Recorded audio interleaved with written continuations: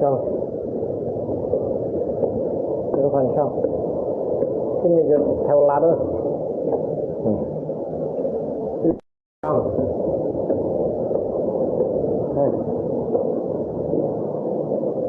cái phần xong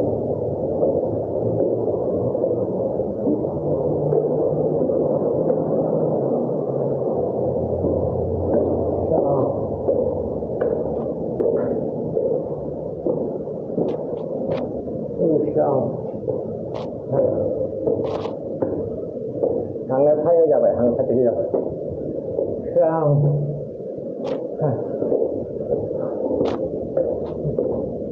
như sao như sao xong là mùa xong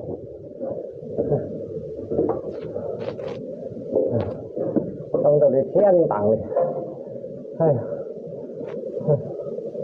đấy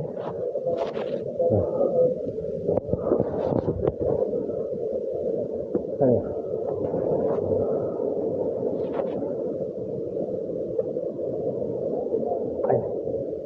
xong rồi chân tặng đi nè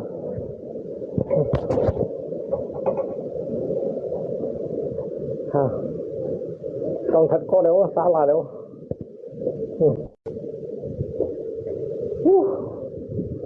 nhưng mòn cô trở đi thân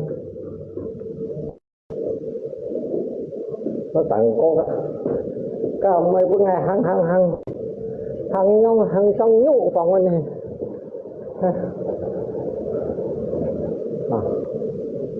cái chân phô dụng chiều chuyên là như hân cái chiều chuyên là mấy chiều ở đây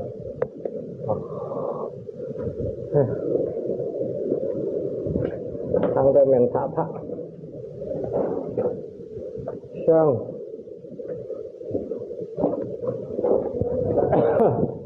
นี่คนได้แท็กเอาไว้มีมอหังหอคนแท็กเข้าสี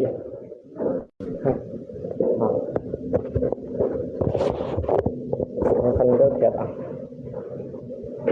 เนี่ยไงยึดแถวเดียวให้แต่ละคันเลยแท็กเฮีย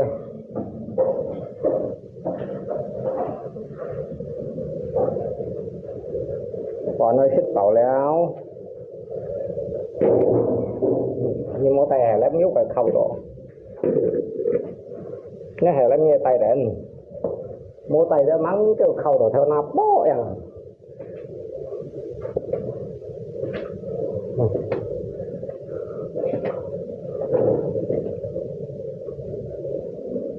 chạy xếp leo đi tặng có đi khu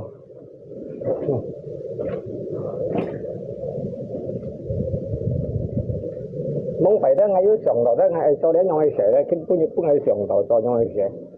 sau chạy xếp leo đi sẽ muốn phải ngay sòng đó ngay sau đấy nhoi sẽ chẳng là ngay con nhân cho anh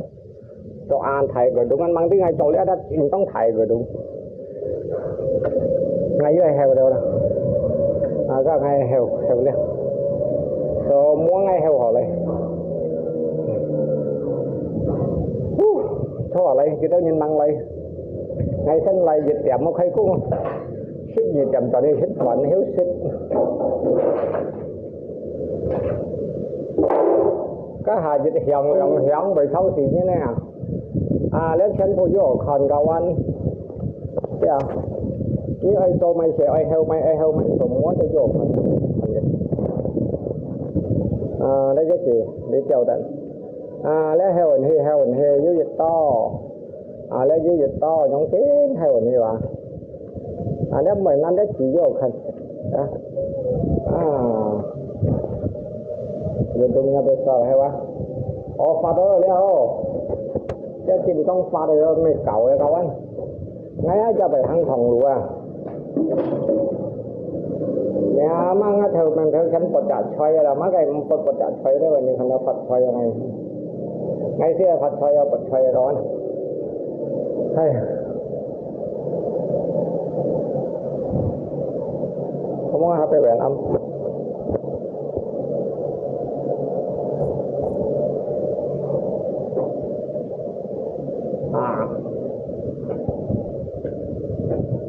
để si du lịch như này theo cao thì khu rồi rồi ai thằng kerja restoran lagi ya ngay thế một chỗ restoran leo kawan ngay chỗ leo xe đeo ít bình ngay chỗ leo xe đâu mà ngay khi chỗ leo xe đeo ăn những cái buổi ga ví dụ mà ăn xe thì cái dầu họ sò nhưng vì cho he thì cái hiểu cho lẽ sẽ được kinh nhà rất là sò lăn như vậy cho mua dùng thà ai dính về cho mày ngay cho lẽ sẽ ăn sẵn tài hả ngay thì chứ ngay má cái ngay tới hiểu cho sao cho yang penting dia mau lansi yang penting một cái nghề lu cái yếu còn thọ yếu còn giàu lấy đấy mày chỉ bay rồi hết như cho mày chỉ bay hiểu thắc nhân như chỉ xây nhà ba nhà mẹ ở trên lầu mai chỉ bay ngoài đó như thân ngay ở lý cho bằng ngọn nano như hắn dỗ xí đồ gạo ăn em muốn à nhà tôi thích ai khen hay là như cái này cái tiếng đó tôi ai phương ngày lấy ăn khổ shit vào nó mua lấy như con nào với cái chỗ theo sĩ cái kia mua ban tuần tiền gì hỏi nhìn đó ai khen đó tôi cũng bị khổ ta cầm sọ cho ngay sọ này hoặc ngay căng sao ngay căng khổ ngay sọ này hoặc ngay cầm sọ vậy theo anh là ngay cầm sọ rồi anh là ngay cầm sọ sau mai na nhưng mình chỉ có bây giờ chân thuộc bây giờ sang thân phận ấy xích ngay tập chơi như đó còn ngay ma cái ngay giờ mình đi ngay dưới tôi dưới xích ngay mua đi tốt rồi đi ấy mua lấy rồi xích phận nó chỉ bay còn cho mua rồi xích phận như cái môi trò dưới cầm nhìn giống thầy món nè ngay tôi trước đây sẽ như thế sao mày giúp con nó tôi thấy ngay lấy bệnh lấy đó heo thiết cái thiết nhân chung là cái tầng của heo sao chậu xíu đó nếu mình hay heo vậy là thay nhánh heo ngay lấy bệnh mấy có nhiêu thằng con ngay tôi gây sẽ díu mò ngay mấy tầng còn nè mò rồi như thế này con ngay tôi chịu tôi nhớ con tôi nó sẽ cầm mang ấy hay tôi đỏ mò nhín mà ngay tôi đỏ ngay tôi mà như này như nữa cô sợ gì hết nhau sudah lama berhenti kan ngay mới cho các phần tia mới phần tia mới bắt chỉ cho lấy gọi giang nào đó kita lấy gaji nhiều thảy thì các chị tổ ai cá cũng là gaji nhiều thảy lấy trẻ ngay một phần nhà các trẻ nhắn như tôi nhiều tổ làm phần đi nhà khen đó nó thay mà nó thảy theo cao ấy đây là tàu lối gì đây là mì sầu lối gì cái sự phi tôi đã phun người đã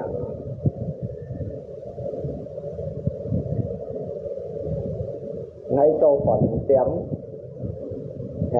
thầu sợi li cây cái đó nhân thân nó chỉ có nhóm thêm chân thì các tô theo xỉu cái men mà nó là xanh lấy mà nó mấy ngàn masih mau masuk orang kerja mau ganti profesi kawan. Alin như con nghe heo ấy nó biết. Nó mình nghe heo rồi sẽ.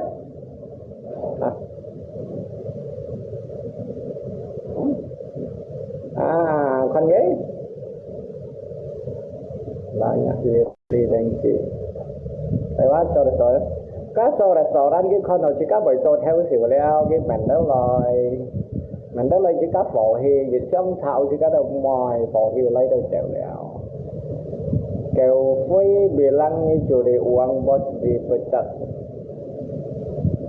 chặt lót nhưng mà còn cái tiền chi bơi cái những phương ngày blog hay gì đồng ngang như ai thằng các phiền sạch với các phiền kêu với gì giáo anh thằng gì vậy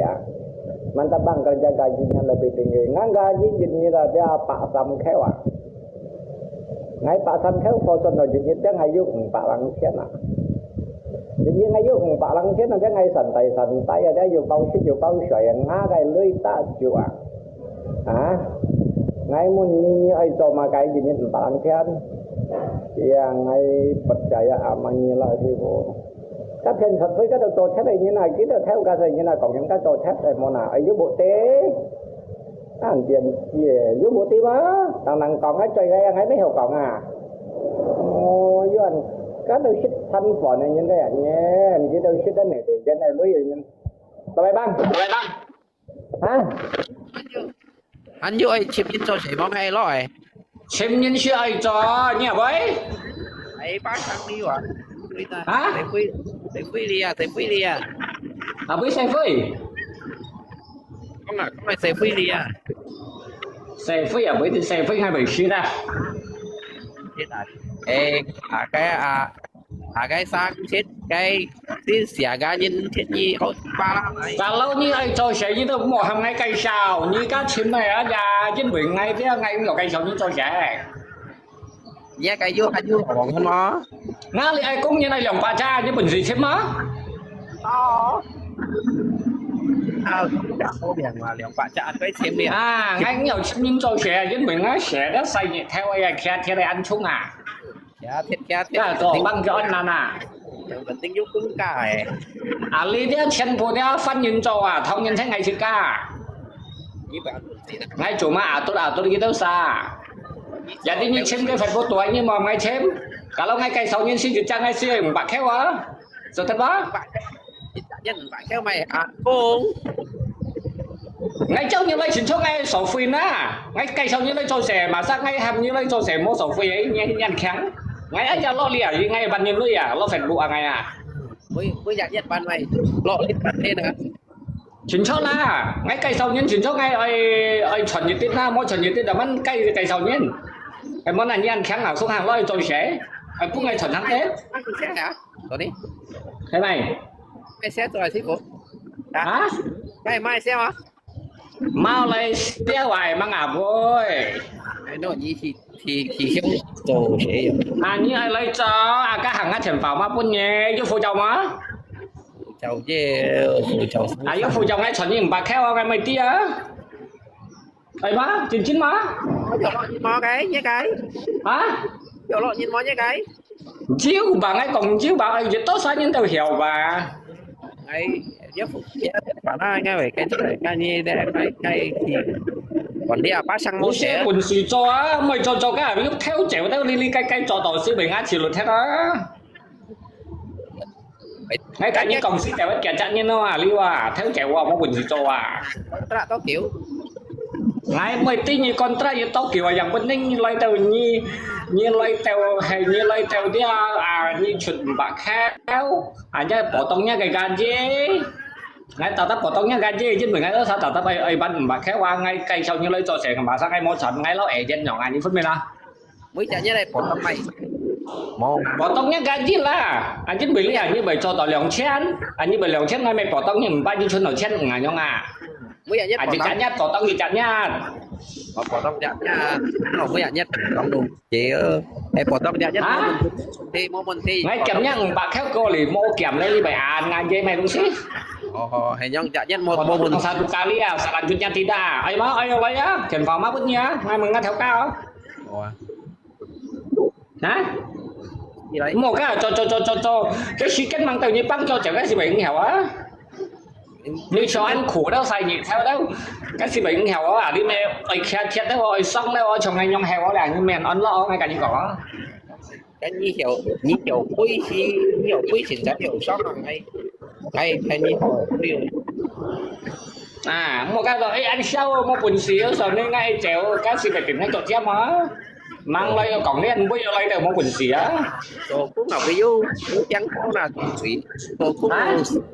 đồ cũng ví dụ trắng sau là ví dụ à dạ ok cái hàng như đây em ngay các ngay tả thiệt ngay theo cả à như chỉ phải lấy vô lấy ở lấy má chậm xí bằng vô lấy rồi xét bản không à hay còn như chậm xí bằng vô lấy à ngay chỉ phải như lấy táo nếu bà tiếp bỏ tông cũng chen à bởi phó như bởi lấy tao chen bỏ tông chen xe tao lấy thì mang theo theo lắm sáng theo đây à sao lâu siêu chen và cả lâu như phụ chồng ngay bỏ tông như chen à chen từ đâu lên à chen siêu sao nó lưu theo à à cái như mua sổ phi lấy à ngay tấm bỏ như lấy à mày háo Emang ngay với cái chủ cho bên thần chạy. Nó như em mà xỉa gai chạy theo dõi sao họ cái ngay Này chỉ chết ai lấy mà một cái cầu á, một cầu á. wow. Ngay tôi sẽ không? Cũng nhân lo. Ngay tôi nhớ sao tôi sẽ. Như hai một cái còn bay ngay tôi sẽ ok. Anh như ai lấy anh như để em ngay. Anh như muốn lấy gì còn ai thằng quay về.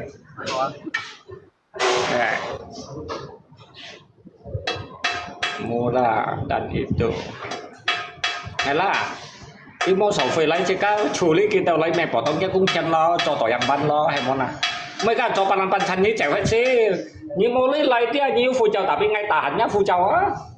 Nhưng mình nhá cũng chân mang ban chiếu nhá phụ châu nhỏ nào cũng nhiều. Mấy cái như cho tỏi củi như ban cho chèo ngay là bởi sắt xì vậy á. Anh nhong xí bệnh nghèo á. Ngay tả tất tả nhá phụ châu á. Anh nhá cũng chân ban hết leo, anh nhá phụ châu ngay là ban sao? Anh nhong hình cái như cho ban chân ăn sâu hơn. Punya thêm nhiều chơi tiểu tới tiểu nhà mà thầm theo có công nhân kháng. Như vậy cũng ngay xin đồ với bích tả. Cha. Anh cầm khủ qua, anh cầm sức khủ qua ngay ra xây gì theo à? Làm sao tạo được ngay? Tạo này thầy sĩ một nhá ngay đó, cả bot pun nhá. Oke, lanjut. Itu apa tipe apa sebagainya? Kalau Hali ini mata Halinya bagus, tidak sejuk kan? Itu 2 orang itu demam, dia cakap. Kita tahu apa? Keraja itu 1 hari demam 10 hari itu tidak bisa kerja. Betul kan? 1 hari kerja demam 10 hari kerja apa itu macam?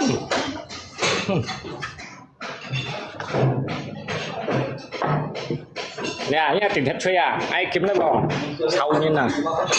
cái thằng má cây ông tỏ, ok, đó ra mua xử lý cây đó. Apa lagi? Ini dia